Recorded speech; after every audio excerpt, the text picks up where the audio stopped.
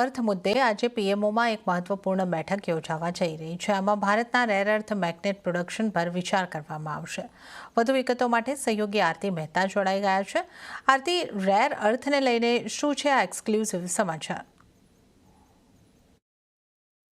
Rare અર્થનો મુદ્દો ઘણા સમયથી આપણે જોઈ રહ્યા છીએ કે ચર્ચામાં આવતો દેખાયો છે ને ઉકેલ તેના પર હજી સુધી નથી આવતો દેખાયો, પણ હવે ખાસ કરીને પીએમઓની એક મહત્વની બેઠક આ મુદ્દે આપણને થતી જોવા મળતી દેખાઈ રહી છે અને ખાસ કરીને રેર અર્થની રણનીતિ પર અહીંયા આપણને ચર્ચા થતી જોવા મળી શકે છે. બીજી બાજુ ભારતમાં રેર અર્થ મેગ્નેટ પ્રોડક્શન પર વિચાર પણ અહીંયાથી કરવામાં આવી રહ્યો છે, કારણ કે આપણે જે આ રેર અર્થ મેગ્નેટ છે એની માટે ખાસ કરીને અન્ય દેશો પર આધાર રાખવો પડે છે. તો હવે ખાસ કરીને ભારતમાં ઉત્પાદન કરવા પર ફોકસ આપણને આવતું જોવા મળી શકે છે. રેર અર્થ પ્રોડક્શન પર ઇન્સેન્ટિવ સ્કીમ પણ આપણને આવતી જોવા મળી શકે છે, જેથી ઉત્પાદનને ખાસ કરીને પ્રોત્સાહન મળે.